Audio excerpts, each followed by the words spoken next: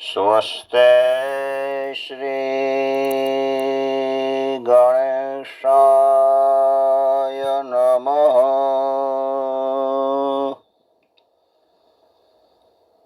શ્રી સરસ્વત્યે નમઃ.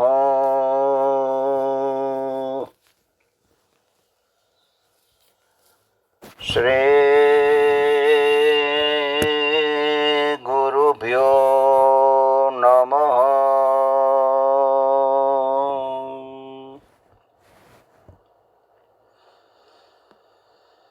વંશે વિભૂષિતકરાન નવનીરદાભાત પીતાંબરાદરુણબિંબફલાધરોષ્ઠાત પૂર્ણેન્દુસુંદરમુખારવિંદનેત્રાત કૃષ્ણાત પરમ કિમપિ તત્વમહં ન જાને. કૃષ્ણત્વદીય પદપંકજ પંજરાન્તે અદ્યૈવ મે વિશ્રતુ માનસરાજહંસ.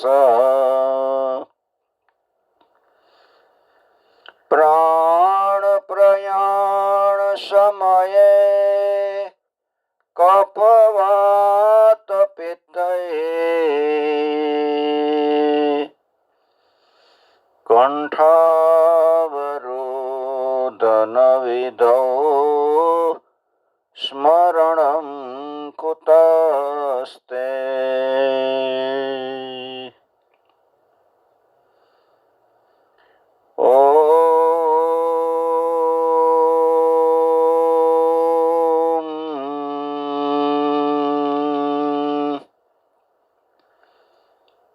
નમો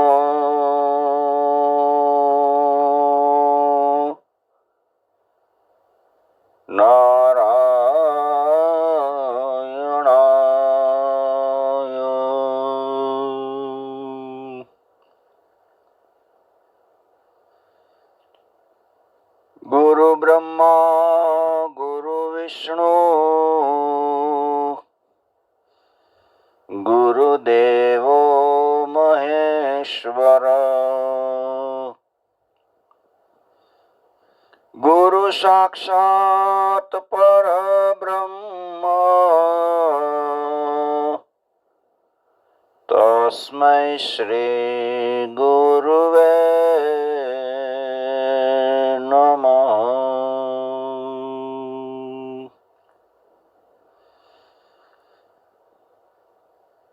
શ્રીમદ ભાગવત 11મા સ્કંધમાં 20મો અધ્યાય. જ્ઞાનયોગ, કર્મયોગ અને ભક્તિ યોગ. ઉદ્ધવયુવાચ વિધિશ્ચ પ્રતિષેધશ્ચ નિગમો ઈશ્વરસ્ય તે. વિધિશ્ચ પ્રતિષેધશ્ચ નિગમો ઈશ્વરસ્ય તે. અવેક્ષતે રવિન્દાક્ષ ગુણં દોષં ચ કર્મણાં. અવેક્ષતે રવિન્દાક્ષ ગુણં દોષં ચ કર્મણાં.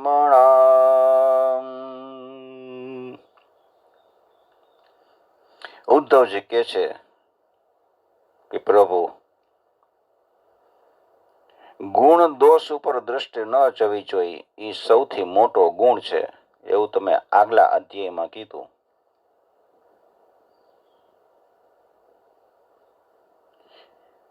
કોઈના ગુણ ઉપર કે કોઈના દોષ ઉપર દ્રષ્ટિ ન જવી જોઈએ.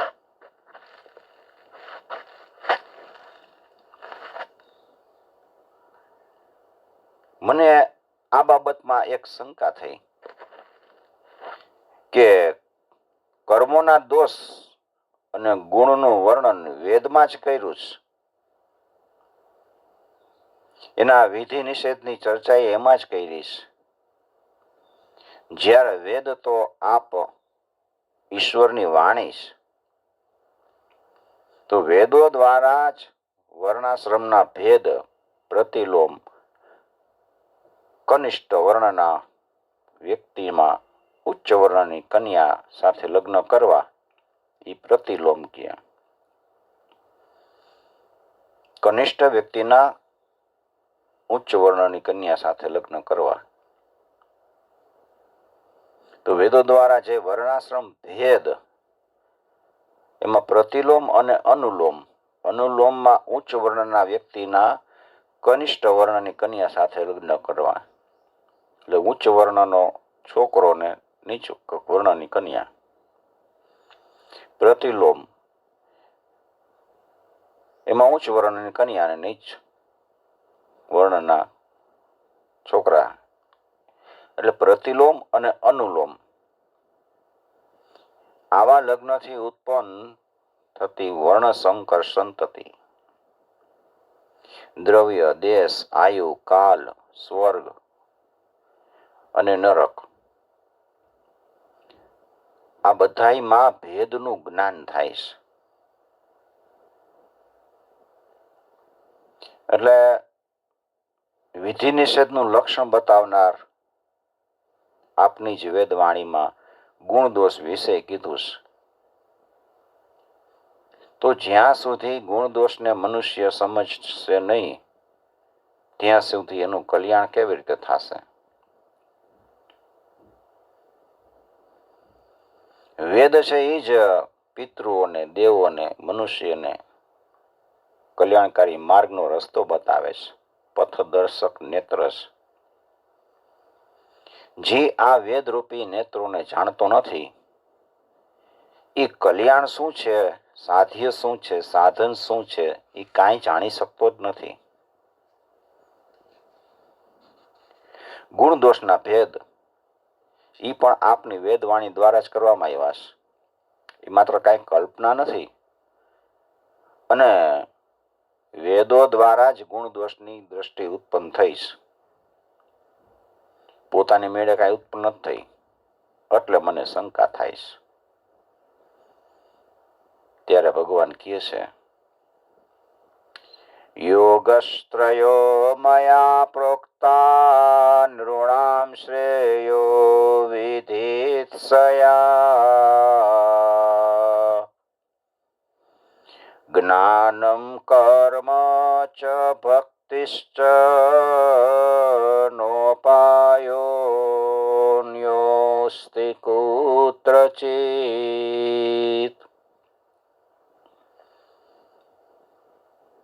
ઉદ્ધવ, મેં વેદમાં અને બીજે મનુષ્યનું કલ્યાણ કરવા માટે અધિકારી ભેદથી 3 પ્રકારનો યોગ ઉપદેશ કર્યો છે. એ છે જ્ઞાન, કર્મ અને ભક્તિ. મનુષ્યનું એનાથી કલ્યાણ થાય છે. મનુષ્યના પરમ કલ્યાણ માટેનો આ સિવાય બીજો કોઈ ઉપાય ક્યાંય નથી. 3 વસ્તુથી જ મનુષ્યનું કલ્યાણ થાય છે: જ્ઞાન, કર્મ અને ભક્તિ. ગીતામાં જ્ઞાન, કર્મ અને ભક્તિ 3ની જ વાત છે. ગમે તે તમે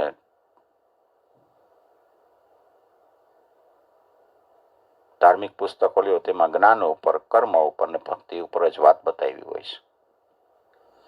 ઉદ્ધવજી,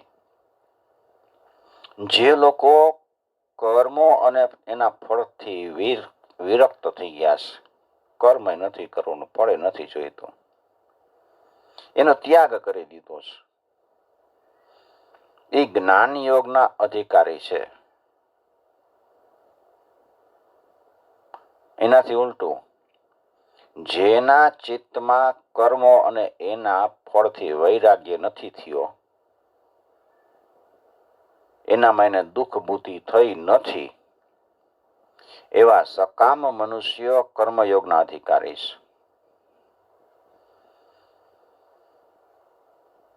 અને જે પુરુષો ન તો અત્યંત વિરક્ત છે, ન તો અત્યંત આસક્ત છે, અને કોઈ પૂર્વ જન્મના શુભ કર્મથી સૌભાગ્યવશ મારી લીલા કથામાં જેની શ્રદ્ધા થઈ ગઈ છે, એવો ભક્તિયોગના અધિકારી છે. આવા પુરુષને ભક્તિયોગ દ્વારા જ સિદ્ધિ પ્રાપ્ત થઈ જાય છે.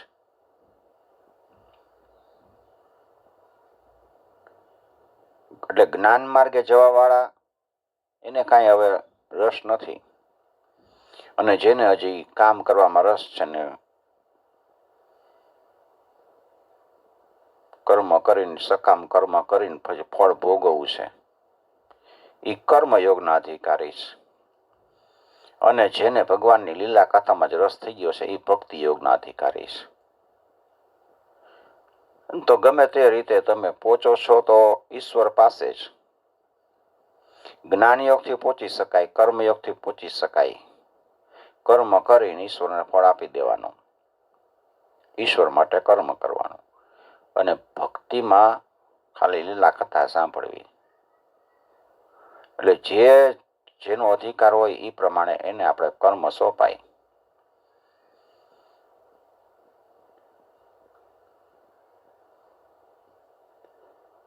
કર્મ સંબંધી જેટલા પણ વિધિ નિષેધ છે ને, એ પ્રમાણે ત્યાં સુધી કર્મ કરવું જોઈએ કે જ્યાં સુધી કર્મમય જગત અને એનાથી પ્રાપ્ત થનારા સ્વર્ગ સુખથી વૈરાગ્ય ન થઈ જાય.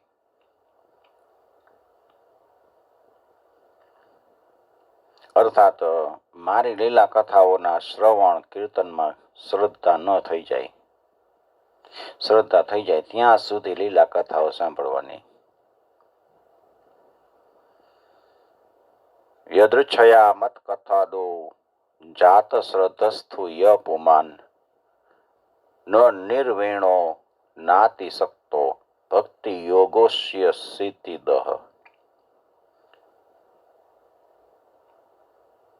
ઉદ્ધવ, આવી રીતે જે મનુષ્ય પોતાના વર્ણાશ્રમને અનુકૂળ ધર્માચરણ કરતો રહીને યજ્ઞોથી કોઈ પણ આશા તૃષ્ણા ન રાખતા મારી આરાધના કરતો રહ્યા અને નિષિદ્ધ કર્મો છોડીને કેવળ વિહિત કર્મનું જ આચરણ કરે તો એને સ્વર્ગ અથવા નરકમાં જવું પડતું નથી. કર્મ કરીને પ્રભુને અર્પણ કરી દો તો તમારે સ્વર્ગ નરકમાં જવું ન પડે.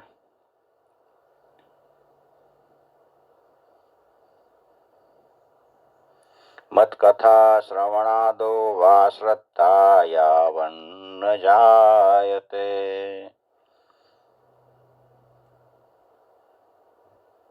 પોતાના ધર્મમાં નિષ્ઠા ધરાવનાર પુરુષના પાપ નાશ પામી જાય છે. આપણો ધર્મ છે, આપણે કરવું જોઈએ, કોઈ પાપ નથી. પાપ જેટલા થયેલા હોય એ નાશ પામી જાય છે. આ લોકમાં વ્યવહાર આદિ કરતો રહી અને વિશુદ્ધ જ્ઞાન પ્રાપ્ત કરી લે, એને અનાયાસ જ મારી ભક્તિ પ્રાપ્ત થઈ જાય છે. આ મનુષ્ય શરીર તો દુર્લભ છે. સ્વર્ગના દેવતાઓ એમ ઈચ્છે છે કે અમને મનુષ્ય શરીર મળે. નરકના જીવો છે એ પણ મનુષ્ય શરીરની કામના કરે. જ્ઞાન માર્ગ અને ભક્તિ માર્ગના સાધકો એ પણ મનુષ્યની શરીરની કામના કરે છે. ભક્તિ માર્ગના સાધકો હોય છે એ પણ મનુષ્ય શરીરની કામના કરે છે. કેમ કે સ્વર્ગ અથવા નરક બેયમાં ભગવત પ્રાપ્તિ થતી નથી. એને માત્ર શરીર જ પ્રાપ્ત થાય છે. એમાં ભગવત પ્રાપ્તિ ન થાય. પ્રાણી શરીર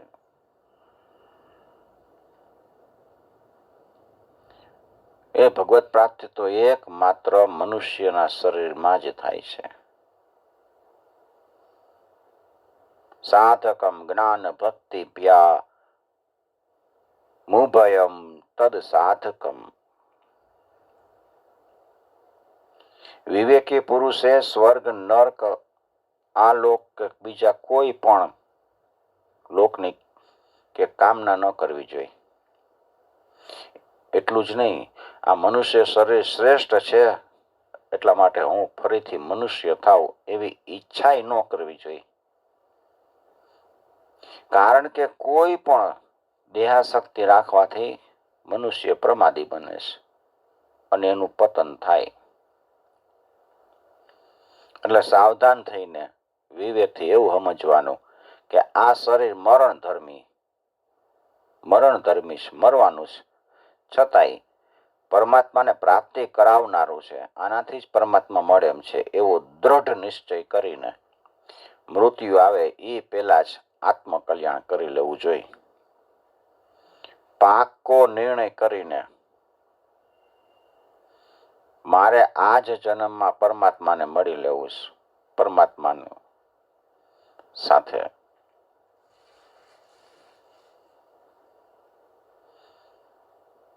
જોડાઈ જવું છે, તો આત્મકલ્યાણ થઈ જાય. આ શરીર છે ને એક વૃક્ષ છે. એમાં માળો બનાવીને જીવરૂપી પક્ષી શરીરમાં રહે છે. એ વૃક્ષને યમરાજના દૂત છે એ પ્રતિ ક્ષણ કાપે છે.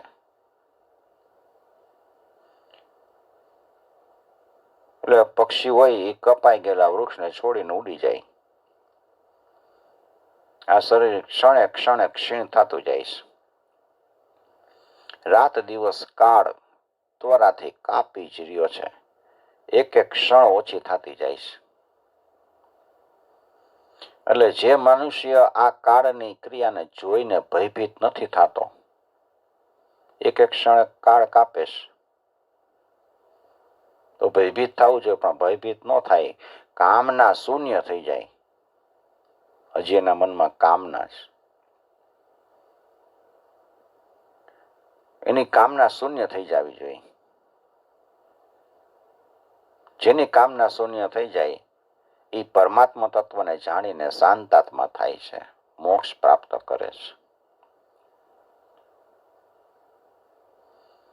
પહેલી વાત તો એ છે કે આ મનુષ્ય શરીર છે ને અત્યંત દુર્લભ છે, છતાંય મારી અપાર કૃપાથી એને મળ્યું છે. અને સંસાર સાગરથી પાર ઉતરવા માટે આ મનુષ્ય શરીર છે ને એ જ દ્રઢ નૌકા છે. અને ગુરુદેવ છે ને એ નૌકાના કર્ણધાર છે. અને અનુકૂળ વાયુ બનીને હું એને ચલાવું છું. ગુરુને મોકલું, વાયુ બનીને એની એ નૌકાને ચલાવું. મારી આટલી કૃપા હોવા છતાંય જે આ સંસાર સાગરથી પાર ન ઉતરે ને, તો એવું માનવું જોઈએ કે એ સ્વયં પોતે જ પોતાના આત્માની હત્યા કરે છે.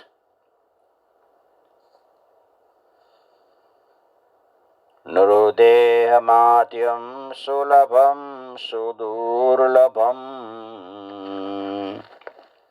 પ્લવમ સુકલ્પમ ગુરુકર્ણધારમ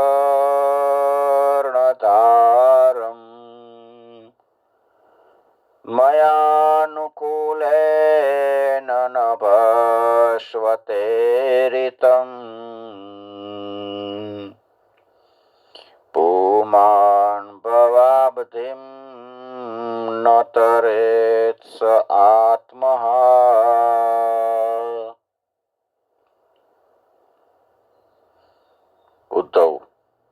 જ્યારે મનુષ્ય કર્મમાં દુઃખનો અનુભવ કરી અને એમાંથી નિવૃત્ત થઈ જાય ત્યારે તેણે જીતેન્દ્રિયતાપૂર્વક યોગમાં સિદ્ધ થઈ જવું જોઈએ. કર્મથી નિવૃત્ત થઈ ગયા, કર્મમાં દુઃખ જ છે એવો અનુભવ થઈ જાય એટલે પોતાની ઇન્દ્રિયોને જીતી લેવી અને યોગમાં સિદ્ધ થઈ જવાય. અભ્યાસ કરતા જવાનું. અભ્યાસથી જ આત્મા અનુસંધાન કરીને પોતાના મન મુજબ પરમાત્મામાં એકાગ્ર થવું જોઈએ. અભ્યાસ તો કરવો જ પડશે. અભ્યાસ કરવાની શરૂઆત ન કરી તો કેદી મેળ ખાશે? ભણવા ગયા હતા, નાના હતા ત્યાંથી આપણે અભ્યાસ કરતા. અભ્યાસ ચાલુ કરી દો.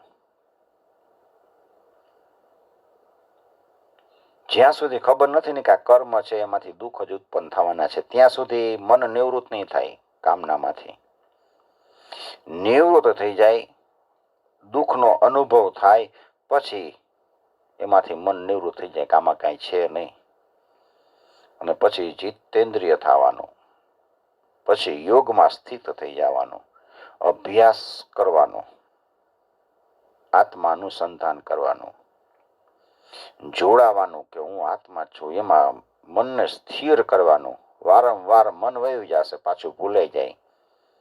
બેહવું પડે, અભ્યાસ કરવાનો.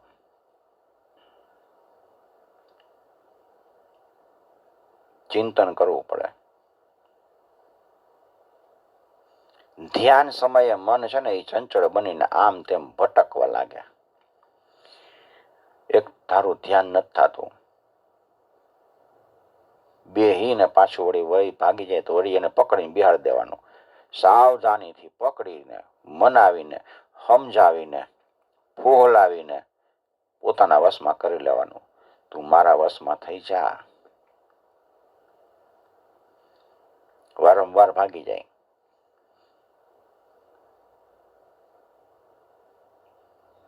ધાર્યમાણમ મનોયર્હે ભ્રામ્યદાશ્વનવસ્થિતમ અતિન્દ્રો અનુરોધેન માર્ગેણાત્મવશમ નયેદ.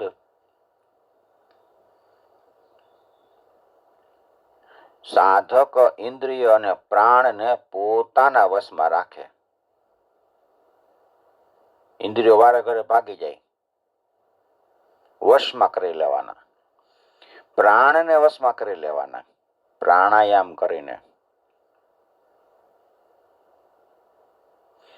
અને પોતાના મનને એક ક્ષણ માટે છૂટું ન મૂકે. ભાગે પાછું વળી પકડી બેહાડી દો. મનની એક એક ચાલ છે ને એ જોવાની, પ્રત્યેક હરકતને જોતો રહે. બેઠા છે તો મન ગયું ફલાણી જગ્યાએ, જોવાનું કે ગયું છે, ભલે ગયું, પાછું આવી જાય. મન જાય એટલે એ પછી શરીરને બધી ઇન્દ્રિયોને એની કોઈ ખેંચે એટલે મૂકે પડતું ઊભો થઈને ત્યાં જવાની એની ઈચ્છા થાય. પણ મનને જોવાનું કે ગયું છે, પાછું આવશે હમણાં. શરીર ન જવા દે તો પછી મન કાંઈ ન કરી શકે. જોવાની છે એની હરકતને. મનોગતિમ ન વિસૃજે ચિત્ત પ્રાણો જીતેન્દ્રિય સત્વ સંપન્નયા બુદ્ધયા મન આત્મવશમ નયેત. ઇન્દ્રિય, પ્રાણ અને મનને વશમાં કરી લ્યો.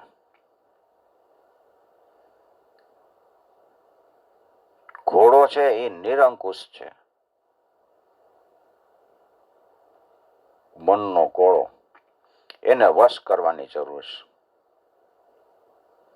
યુક્તિપૂર્વક જ એ વશ થઈ જાય. એ પ્રમાણે જે યુક્તિથી વશ થાય એ પ્રમાણે મનના ભાવોને જાણી અને મનને વશમાં કરવાની જરૂર છે.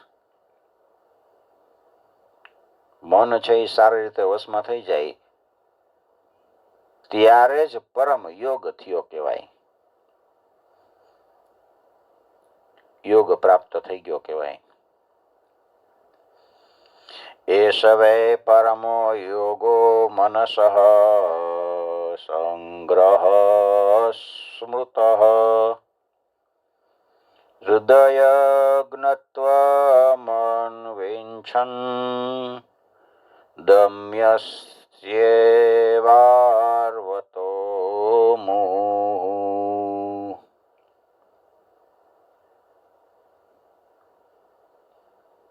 આપણે અંદરો અંદર આમ વિચાર જ કરી રહેતા હોય, દુઃખી જ હોય, અભાવનું કંઈક દુઃખ હોય છે. મન વશ નથી ને, એટલે મન વશ થઈ જાય ને એટલે સંપૂર્ણ બધી જગ્યાએ સુખ જ સુખ છે. આત્મજ્ઞાનમાં આવી ગયા હોય. સાંખ્ય શાસ્ત્રની અંદર પ્રકૃતિથી લઈને શરીર સુધીના સૃષ્ટિનો જે ક્રમ બતાવ્યો છે, પ્રકૃતિથી શરીર એ ક્રમ બતાવ્યો, એ પ્રમાણે સૃષ્ટિ ચિંતન કરવું જોઈએ. અને જે રીતે શરીર વગેરેનો પ્રકૃતિમાં લય બતાવવામાં આવ્યો છે, એ પ્રમાણે લયનું ચિંતન કરવું જોઈએ. એ સાંખ્ય શાસ્ત્ર એટલે જ્ઞાન માર્ગમાં કપિલ દેવજીનું એની માતા દેવહૂતિને જ્ઞાન આપ્યું ને એમાં બધું આવે છે. 3જા સ્કંદમાં કપિલોખ્યાન એ સાંભળવું. પ્રકૃતિ એટલે 5 ભૂત, 5 તન માત્રા, 5 જ્ઞાનેન્દ્રિય, 5 કર્મેન્દ્રિય, મન બુદ્ધિ ચિત્ત અહંકાર, એમાંથી આ શરીર બન્યું. એનું જાણી લેવાનું કે આ શરીર એવાથી બન્યું છે. પાછું એ શરીર પ્રકૃતિમાં લીન થાય એનું ચિંતન કરવાનું, એનો અભ્યાસ કરવાનો. આ ક્રમ ત્યાં સુધી ચાલુ રાખવો જોઈએ કે જ્યાં સુધી મન શાંત અને સ્થિર ન થઈ જાય. વારંવાર એનું ચિંતન. સાંખ્યેન સર્વભાવાનાં પ્રતિલોમાનુલોમત ભાવપ્યયાવનુધ્યાયેન મનો યાવત પ્રસીદતિ.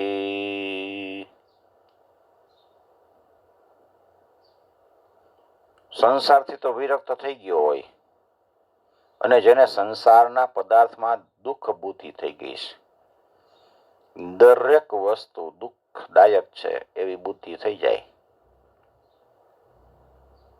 એ પોતાના ગુરુજનોનો ઉપદેશ સારી રીતે સમજીને સતત પોતાના ચિંતનમાં સંલગ્ન રહે છે. આ અભ્યાસથી ખૂબ જ જલ્દી એનું મન છે ને એ ચંચળતા છોડી દે. ગુરુ એમ કે એમ ચિંતન કરો, જન્મ જરા વ્યાધિ દુઃખ દોષાનું દર્શનમ, જન્મ મૃત્યુ જરા. આ શરીરનો જન્મ થવો એ દુઃખદાયક છે, મૃત્યુ થવાનું દુઃખદાયક છે, જરા એટલે વૃદ્ધાવસ્થા એ દુઃખદાયક છે.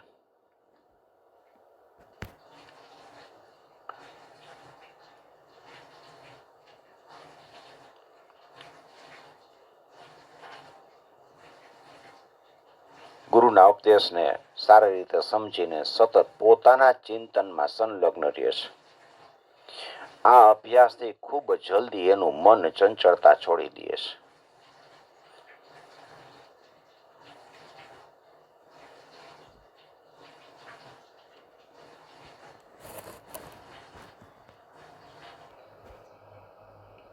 અને આ અભ્યાસ કરવાથી એનું મન ખૂબ જલ્દીથી ચંચળતા છોડી દે છે. નિર્વિણસ્ય વિરક્તસ્ય પુરુષસ્યોક્તવેદિન.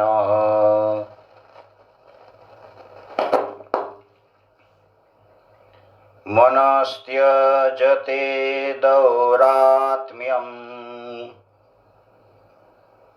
ચિંતેતસ્યાનુચિંતયા. યમ, નિયમ, આસન, પ્રાણાયામ, પ્રત્યાહાર, ધારણા, ધ્યાન, સમાધિ વગેરે યોગ માર્ગથી, આત્મવિદ્યાથી તથા મારી પરાભક્તિથી મારી ઉપાસના અર્થાત ભક્તિ યોગથી મન પરમાત્માનું ચિંતન કરવા માંડે છે. આ સિવાય બીજો કોઈ ઉપાય જ નથી. ઉદ્ધવજી, આમ તો યોગી કોઈ નિંદિત કર્મ કરતો નથી, પણ ક્યારેક એનાથી પ્રમાદવશ કોઈ અપરાધ થઈ જાય તો તે યોગ દ્વારા જ તે પાપને ભસ્મ કરી દે છે. એના માટે બીજું કોઈ કર્મ ન કરે. શાસ્ત્રે બતાવેલા પોતપોતાના અધિકારનું આચરણ કરવું એ જ ગુણ છે. સ્વે સ્વે અધિકારે યા નિષ્ઠા સ ગુણ પરિકીર્તિત. પણ કર્મ પોતાના માટે નથી, બીજાના માટે છે. એ કરવાથી દોષ લાગે છે. કર્મ સ્વભાવથી જ અશુદ્ધ છે. માટે કર્મનો સંગ ત્યજવાની ઈચ્છાથી વેદોએ એમાં ગુણ દોષનું વિધાન કરીને એનું નિયમન કર્યું છે. મારી કથામાં શ્રદ્ધા રાખવી. જાત શ્રદ્ધો મત કથાસુ નિર્વીણ સર્વ કર્મસુ. બધાય કર્મથી વૈરાગ લઈ લેવો. કર્મનો ત્યાગ કરવામાં અસમર્થ હોય તો એ બધાય કર્મ દુઃખના કારણ છે એમ સમજીને એનાથી છૂટવાનો પ્રયત્ન કરવાનો. આવી રીતે બુદ્ધિમાં પોતાના નિશ્ચયને દ્રઢ કરીને શ્રદ્ધા પ્રેમથી મારું ભજન કરવું. કામનાઓનો નાશ ન થઈ શક્યો તો એના દુઃખદાયી પરિણામો અને એ વિષયોની નિંદા કરતા રહીને એનું સેવન કરવું. આવું કરવાથી કર્મ પ્રત્યે વૈરાગ થઈ જશે. આવી રીતે મારા બતાવેલા ભક્તિ માર્ગ દ્વારા નિરંતર મારું ભજન કરવાથી એ ભક્તના હૃદયમાં આવીને હું બેસી જાઉં છું અને મારી ઉપસ્થિતિથી એના હૃદયની સઘળી વાસનાઓ એના મૂળ સાથે નષ્ટ થઈ જાય છે. આ પ્રમાણે જ્યારે એ ભક્તને મુજ સર્વાત્માનો સાક્ષાત્કાર થઈ જાય છે ત્યારે એના હૃદયની ગ્રંથિ તૂટી જાય છે. એના બધાય સંશયો છિન્ન ભિન્ન થઈ જાય છે અને કર્મ વાસના સંપૂર્ણપણે ક્ષીણ થઈ જાય છે. તેથી જે યોગી મારા ભક્તિયુક્ત ચિંતનમાં મગ્ન રહે છે એના માટે જ્ઞાન વૈરાગ્યની આવશ્યકતા નથી રહેતી. એનું કલ્યાણ એ તો પ્રાય મારી ભક્તિથી જ થઈ જાય છે. કર્મ, તપ, જ્ઞાન, વૈરાગ્ય, યોગાભ્યાસ, દાન, ધર્મ અને બીજા કલ્યાણપદ સાધનો વડે જે પ્રાપ્ત થાય છે ને એ બધુંય મારો ભક્ત મારા ભક્તિ યોગના પ્રભાવથી સ્વર્ગ, મોક્ષ અથવા મારું પરમધામ છે એ જે ઈચ્છે એ એને સહજ પ્રાપ્ત થઈ જાય છે. મારા અનન્ય પ્રેમી અને ધૈર્યવાન સાધુ ભક્તો સ્વયં તો કાંઈ ઈચ્છતા જ નથી. જો હું એને કૈવલ્ય મોક્ષ પણ આપી દઉં ને તો પણ એ લેવા ઈચ્છતા નથી. કોઈ જ ઈચ્છા ન રાખવી. એ પરમ કલ્યાણ માટે સર્વોત્તમ સાધન છે. તેથી જેને કોઈ પણ કામના કે અપેક્ષા નથી એ જ મારી ભક્તિ કરી શકે છે. મારા અનન્ય પ્રેમી ભક્તોને અને એ સમદર્શી મહાત્માઓનો કે જે બુદ્ધિથી અતીત પરમાત્મા તત્વને પ્રાપ્ત કરી ચૂક્યા છે, થઈ ચૂક્યા છે. એનું વિધિ નિષેધ દ્વારા થનારા પુણ્ય પાપ સાથે કોઈ સંબંધ નથી. ન મય્યેકાંત ભક્તાનામ ગુણ દોષોદભવા ગુણા સાધુનામ સમચિત્તાનામ બુદ્ધે પરમુપેયુષામ. આવી રીતે જે લોકો મારા દ્વારા કહેવાયેલા આ જ્ઞાન, ભક્તિ અને કર્મનો આશ્રય લે છે એ પર બ્રહ્મ તત્વને જાણીને મારા પરમધામને પ્રાપ્ત થાય છે. એવમેતાન મયાધિષ્ઠાન અનુતિષ્ઠન્તિ મે પથ ક્ષેમં વેદન્તિ મતસ્થાનમ યદ બ્રહ્મ પરમં વિદુઃ. ઇતિ શ્રીમદ્ભાગવતે મહાપુરાણે પારમહંસ્યામ સંહિતાયામ એકાદશ સ્કંધે વિંશોધ્યાય શ્રીકૃષ્ણાર્પણમ સમર્પયામિ. ઓમ નમો ભગવતે વા